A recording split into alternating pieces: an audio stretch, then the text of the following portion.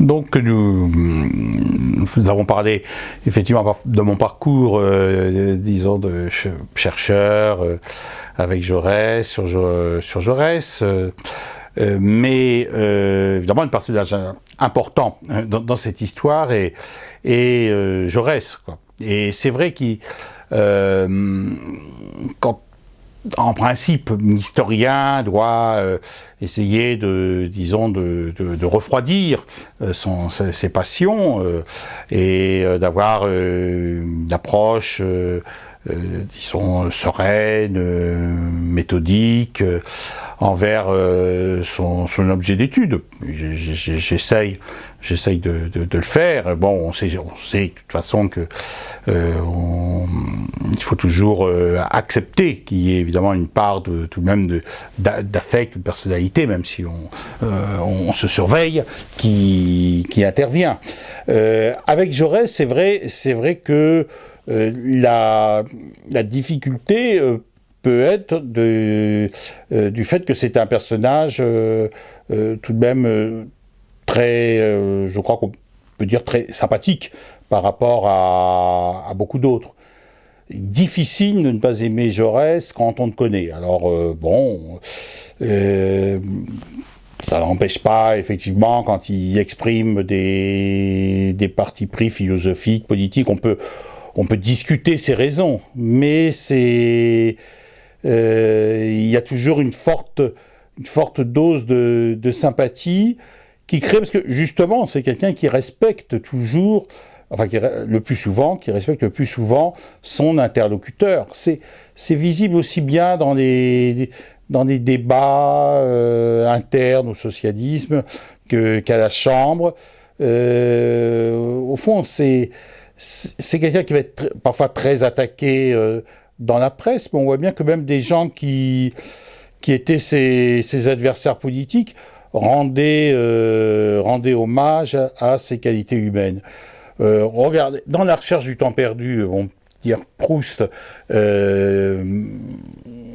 n'appartient pas au même univers que Jaurès.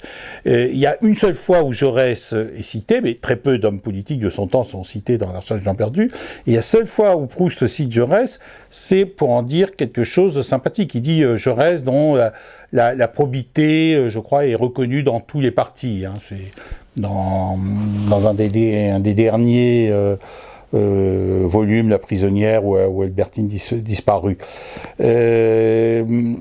Et cette remarque de Proust, qui par ailleurs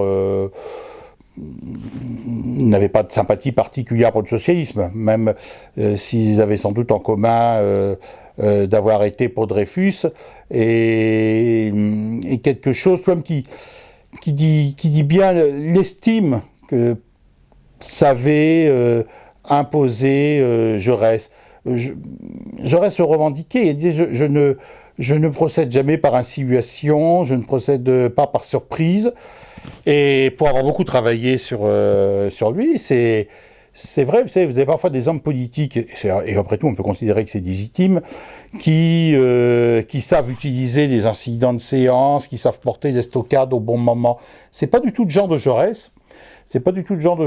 Lui, en général, effectivement, comme je disais tout à l'heure, il écoute, et parfois, il prononce des grands discours. Alors là, il peut être effectivement parfois très violent, il peut être très rude, etc.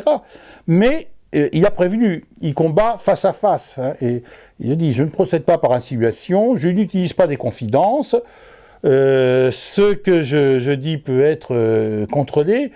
Il y a un côté, il combat toujours franc-jeu, quoi. Il y a un côté sportif. On voit bien que... alors c'est amusant, parce on peut parfois, devant sa silhouette, se dire que ce devait pas être tellement un homme d'exercice physique. Et au fond, ce n'est pas si vrai que ça. Après tout, quand il était gamin, il fallait faire plusieurs kilomètres pour aller à l'école, plusieurs kilomètres pour en revenir.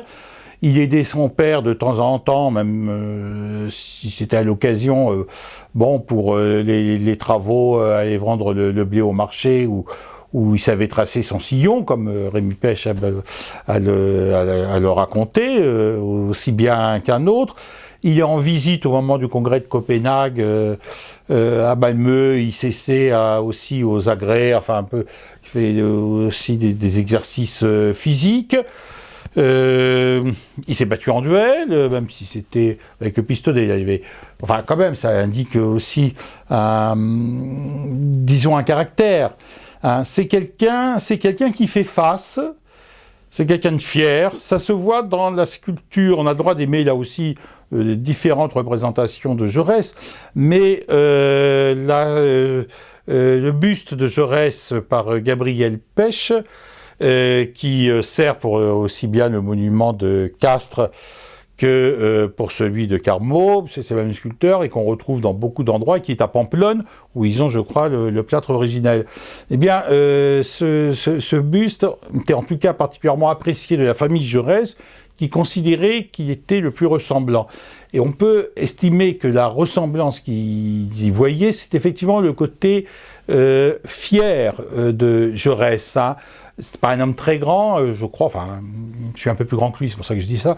Il mesure, je crois, 1m67, 68, mais bon, c'est une taille moyenne pour l'époque. Il a un port de tête, on voit bien, qui est assez fier. Il le dit une fois à la Chambre, ne m'outrage pas qui veut. C'est pas quelqu'un à qui on marche sur les pieds ou qui accepte une familiarité trop grande.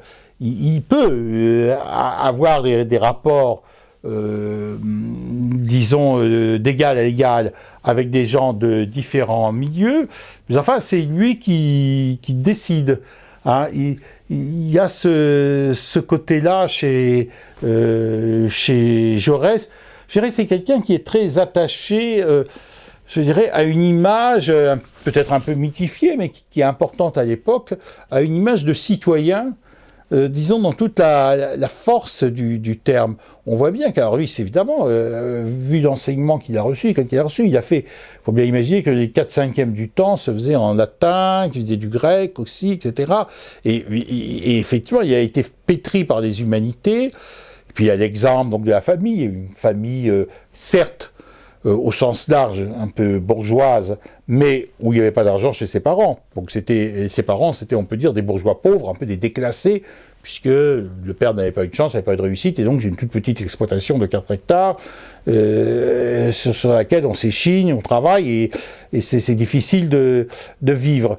Mais il a ce sens, cette vertu, à la fois romaine et grecque, et au fond, on peut considérer, si vous voulez, pour simplifier, que le socialisme de Jaurès, c'est un peu une cité idéale antique, mais sans esclaves et sans métèques ou périèques.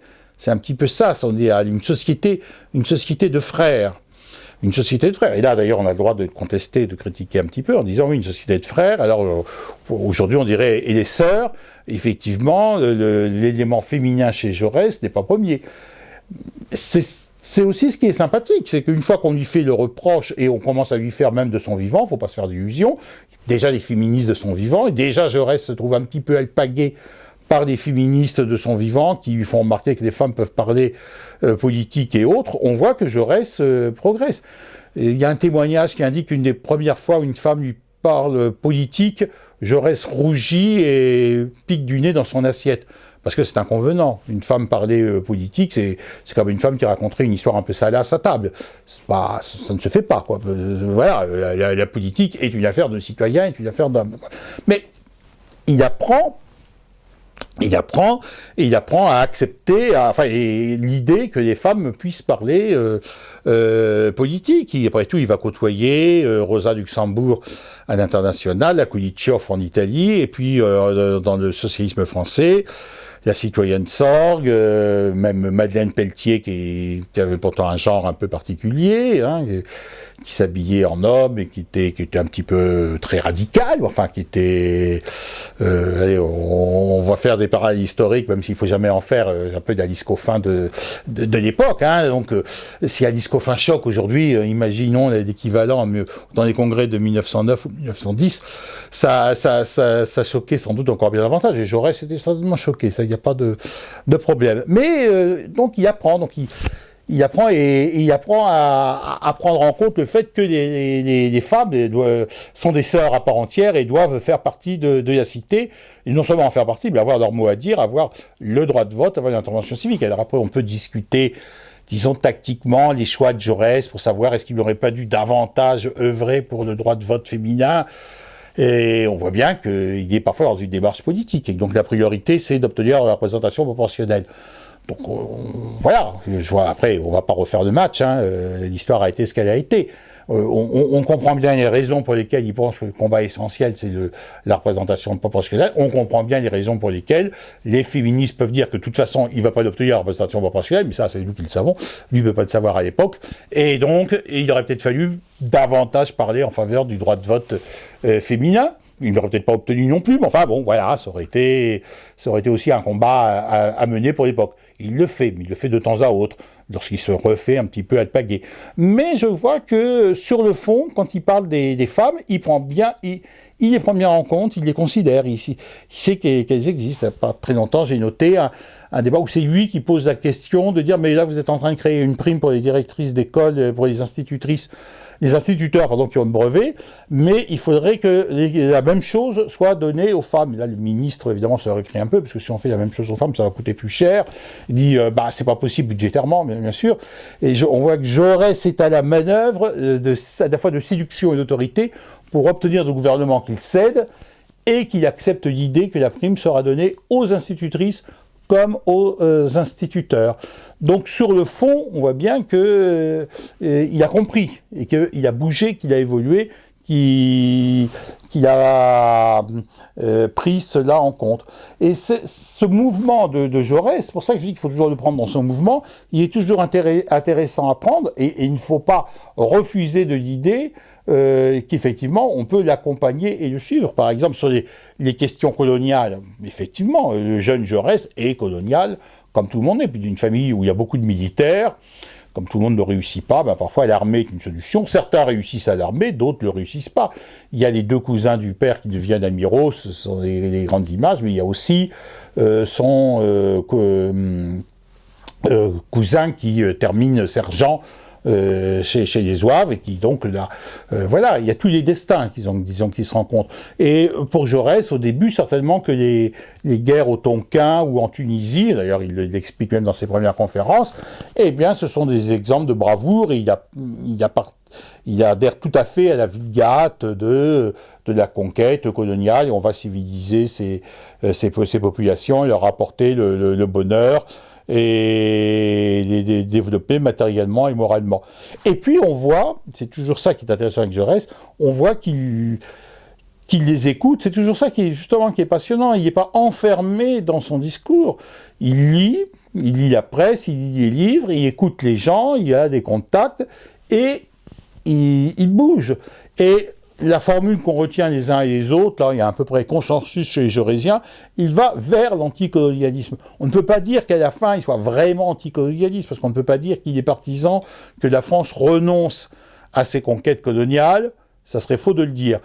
Mais il est contre de nouvelles conquêtes coloniales, il est contre toute conquête coloniale par la force, et il est pour que les colonies existantes évoluent vers plus de justice, et il prend la défense des populations colonisées en demandant pour elles, justement, la justice, l'équité, en refusant les spoliations. Donc on voit qu'il y a un mouvement qu'il est intéressant de suivre. D'où d'ailleurs aussi après l'interrogation qui est posée pour les gens qui s'intéressent à Jaurès. Si nous prolongeons Jaurès qui est mort en 1914, quelles sont les bonnes réponses à apporter à la guerre, tout bêtement déjà, en août 14 ? Puis quand on a dit août 14, on a dit août 14, on n'a pas forcément dit septembre 14. Et quand on a dit septembre 14, on n'a pas dit forcément 1915. Et on n'a pas dit forcément 1916, 1917. Est-ce qu'il ne faut pas faire une paix à ce moment-là, 1918, quelle guerre après ? Mais je dirais que les questions qu'on se pose avec Jaurès, elles se posent sur l'ensemble des questions de la guerre, de la paix, de la femme, de la propriété, et tout, comme on voit toujours que Jaurès est dans une interrogation, dans une réflexion, dans un mouvement justement de questionnement de la société, de ses institutions et des choix de valeurs, de culture qui sont posées. Il faut faire ce chemin, je dirais, avec lui, alors partant éventuellement des prémices qu'il a posées, mais il ne faut pas refuser l'idée que nous n'allons pas forcément apporter les mêmes réponses les uns et les autres.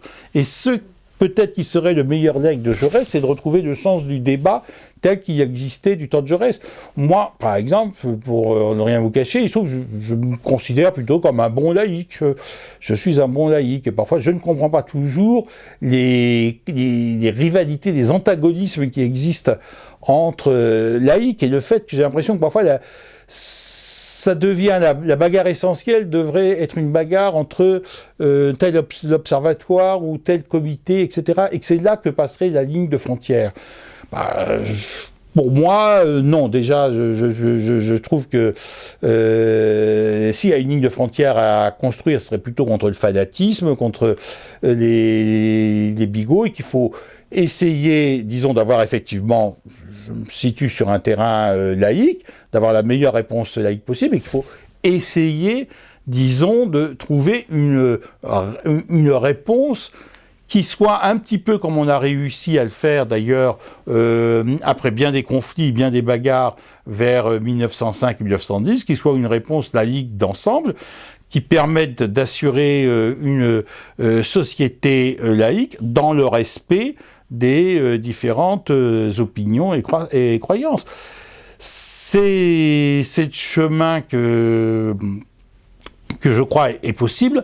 Et il y a un autre exemple où j'ai essayé de le faire récemment, c'est en prenant la question qui peut paraître une question entièrement nouvelle, qui est celle de la contestation du productivisme et des choix jugés trop industrialistes ou trop modernistes de la gauche française avec le socialisme et le communisme pendant des décennies. On peut en discuter, mais donc ça, j'essaie de le faire dans une petite brochure qui a été publiée par la Fondation Jaurès, ça sur Jaurès et le futur. Et il ne s'agit pas seulement de Jaurès, mais à mon sens, il faut quand même bien comprendre que la gauche française, au sens large, pas seulement la gauche, la droite aussi d'ailleurs, enfin le socialisme et le communisme ont été confrontés à de grandes guerres, à de grandes crises qu'il a fallu reconstruire, qu'il a fallu parfois aussi lutter pendant les guerres, gagner les guerres, reconstruire après, faire face à des crises, qu'effectivement, il y a d'autres logiques qui se sont parfois imposées au cours du XXe siècle. Mais quand on reprend la pensée progressiste, disons au sens large, le socialisme notamment, enfin les socialismes notamment, avant la Grande Guerre, eh bien on se rend compte que c'est pas dans le socialisme, en tout cas, c'est pas évident de lui faire le reproche d'être du côté du productivisme ou de la croissance à tout craint. Au contraire, car il pose des questions de civilisation. C'est plutôt le libéralisme capitalisme à qui on pourrait faire la remarque qu'ils ne réfléchissent pas toujours à la question de savoir ce que cela donnera lorsque, effectivement, le monde se sera entièrement voué à ce galop effréné, disons, de la croissance industrielle. Les questions de civilisation, donc aussi de repos, de temps libre, d'équilibre, de la nature, de la préservation des espaces verts, de la forêt, du sens de la vie aussi, justement, sont des questions qui se font jour à l'intérieur des pensées socialistes. Alors je ne dis pas qu'ils ont les mêmes réponses qu'on aurait aujourd'hui au XXIe siècle, ce serait ridicule. Hein, y a eu une multiplication, je crois, par 40 de la production industrielle et par 16, je crois, de la production énergétique depuis. Bien entendu, le monde n'est pas encore le même.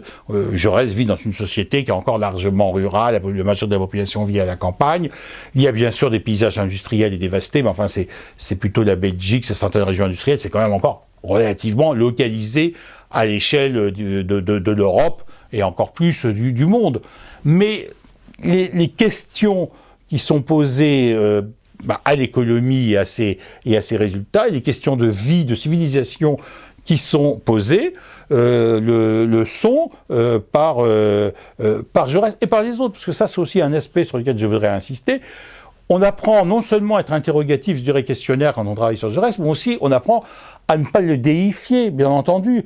C'est n'a pas beaucoup de sens Jaurès est une personnalité très forte, mais ça n'a pas beaucoup de sens de l'isoler des autres socialistes de son temps. Bien sûr qu'il est peut-être plus large, je vois bien c'est pas faire injure à Gustave Rouanet, à Francis de Pressensé, ou à Jean Longuet, ou à Marcel Cachin, de dire que la pensée de Jaurès ou les discours de Jaurès sont plus diversifiés, plus riches, etc. Mais il faut le voir avec, effectivement, ces différents auteurs. Et j'ai donné quelques grands noms. Il faut voir aussi avec, disons, également la vie des militants ou des pas militants, des gens qui rencontrent, y compris des adversaires. Jaurès se dit bien, l'histoire est une mêlée étrange, confuse, où les gens qui se combattent, finalement, parfois travaillent et produisent un objectif qu'ils ne devinent pas, mais c'est après coup qu'on devine. Il voit bien en expliquant comment, et ça c'est très moderne comme façon d'ailleurs de juger l'histoire, comment finalement, si on veut parler de la République en France, bien sûr, elle est produite par les révolutionnaires, mais aussi produite par les contre-révolutionnaires, et que les contre-révolutionnaires ont raison, d'une certaine manière, s'ils insistent sur le fait que la vie parlementaire, c'est un legs en grande partie de la Restauration, avec la Chambre des députés, qui a un certain nombre de choses qui se mettent en place à ce moment-là. Oui, c'est tout à fait vrai. C'est tout à fait vrai. C'est effectivement le jeu contradictoire des forces qui a fini par produire la République, qui est bien effectivement, disons, l'enfant majoritaire, disons, de la poussée révolutionnaire, mais qui prend aussi en compte les résistances et le jeu de forces adverses. Et évidemment, ça s'est parfois mal passé. Et évidemment, tout le monde aimerait bien que les choses se passent mieux et qu'on ne s'écharpe pas, bien entendu. Ça serait plus agréable que tout aille mieux. Mais c'est effectivement le produit d'une histoire qu'il faut étudier. Donc Jaurès, il faut être avec lui, mais quand on est avec lui, on apprend justement à éviter de le placer sur des socles, sur des statues, comme on le faisait beaucoup pendant peut-être des années 30, 50, mais on apprend à le lire, à voir ceux qui sont d'accord avec lui, partiellement, pas entièrement, ceux qui lui apportent quelque chose, ou ceux qui combattent, et disons, on le restitue dans son humanité, quoi. Et ça, effectivement, c'est à mon avis, c'est le sens de l'humanité, le sens de l'humain, qui reste quelque chose de fondamental chez Jaurès. Les communistes, là aussi on peut dire c'est un peu amusant de suivre, il y a des camarades qui sont amusés à faire ça, la période où l'humanité se revendiquait de Jaurès, la période où il est relégué en poche intérieure, les périodes où il disparaît totalement, où ça devient un peu et puis les périodes où il est réhabilité, où il revient. Donc aujourd'hui l'humanité vient de fonder avec Jaurès. Voilà, ça devient une grande référence parce qu'effectivement, l'Union soviétique a disparu et son bilan est plus contrasté que ce qu'on a pu vouloir dire. Et encore, on reste gentil en disant cela. Bien, côté communiste, la filiation jaurésienne est revendiquée, donc on est attentif au fait, enfin ils sont attentifs au fait que Jaurès, dans l'article qui ouvre l'humanité du 18 avril 1904, s'explique sur le titre en disant « Il s'agit de constituer l'humanité qui, dans notre monde actuel, existe si peu, il n'y a que quelques prémices d'humanité. » Donc c'est un travail qui est évidemment un travail collectif qui va intéresser aussi bien, alors j'ai pris l'exemple communiste, mais qui va intéresser aussi bien l'ensemble de la gauche, des écologistes, mais aussi l'ensemble de la vie politique. Je ne cherche pas, contrairement à ce qu'écrivait Figaro hier, à enfermer, disons, Jaurès ou dans un camp du bien, ou à dire que tel ou tel représenterait le bien dans sa totalité.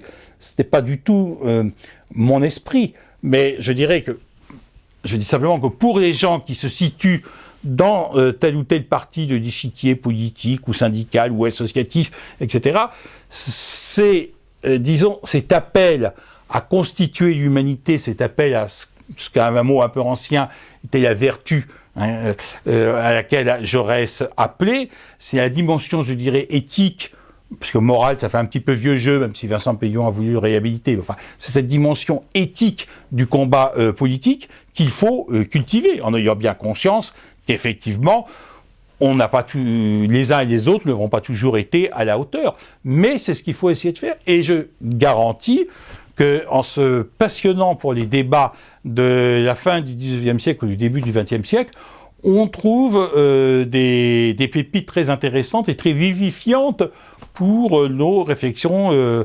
d'aujourd'hui et de demain. Donc c'est ce que nous essayons de faire les uns et les autres. Donc on a présenté évidemment un petit peu les différentes manières disons, les livres et tout, les œuvres de Jaurès qui ont pu exister. Je voulais aussi, disons, présenter un peu les cahiers Jaurès qui sont notre revue. On publie 3 numéros par an et qui ont pris la suite de l'ancien bulletin de la Société d'études jaurésiennes qui existait du temps de Baden-Reberiou, Maurice Agulon, Rabot, les uns et les autres, qui avait été transformé en cahier Jaurès par Vincent Duclerc, Frédéric Moret et quelques autres, dont moi aussi évidemment, dans les années 1990. Donc ça, c'est une revue ou un bulletin qu'on trouve d'ailleurs facilement aujourd'hui, ça il faut remercier la technologie moderne, sur Internet, pour le bulletin sur BNF Gallica. Et c'est la suite, à partir de l'an 2000, est prise sur Kern. Alors, c'est payant pour les toutes dernières années, mais c'est gratuit jusqu'à, je crois que la barrière mobile est à 5 ans, et puis bon, ça va se développer peu après. Et puis, il y a une suite, évidemment, de livres. On a présenté quelques titres récents, mais je me fais... c'est pas une barricade, mais disons c'est un appui de livres des uns et des autres. Disons avec... là, c'est parce que c'est une production locale, c'est la région toulousaine, éditeur Sable, qui vient de faire un certain nombre de chroniques littéraires et artistiques présentées par Guy Dreux et moi, mais là, c'était Vincent Duclerc, là, c'était Jean-Pierre Lou, et puis il y a les fameuses photographies du Congrès de Toulouse qui viennent d'être acquises par les archives départementales et qui sont aussi... qui viennent d'être publiées par les éditions Midi-Pyrénéennes, et qui est un très bel ouvrage avec ces collections de photographies qui donnent à voir, disons, ces militants du début du siècle. Parce que c'est vrai qu'il y a parfois un déficit iconographique, on trouve beaucoup de caricatures, mais évidemment, les photographies, on nous fait parfois le reproche, on connaît cette photographie et tout. Oui, bien sûr, parce qu'il n'y a pas énormément de photographies de Jaurès, même de Jaurès. Il y a une seule photographie couleur qui permet de savoir qu'il y avait les yeux bleus, qui est prise par Nadar en 1898, donc c'est pour ça qu'on la retrouve assez souvent. Et puis, il y a un certain nombre de grandes photographies iconiques, oui, ce sont celles qui existent, et on travaille avec celles-ci. Et puis, dans les films, il y a 2 petits films, enfin 2 et demi si on veut, 2 petits films et demi où on voit Jaurès quelques secondes. Un film où il arrive devant le Palais Bourbon et où un député qu'on ne cite pas souvent, parce qu'en fait c'est un député très très très à droite, donc on fait exprès de ne pas citer son nom, qui arrive en même temps et qui se disent bonjour de manière un peu contrainte, mais ça dure quelques secondes, petit film d'actualité. Et puis lorsqu'il arrive pour un grand meeting contre la guerre à Berlin en novembre 1912, là aussi quelques secondes d'image.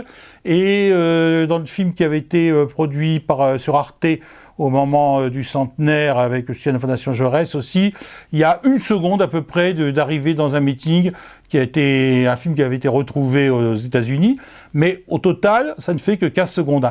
On a un déficit d'image.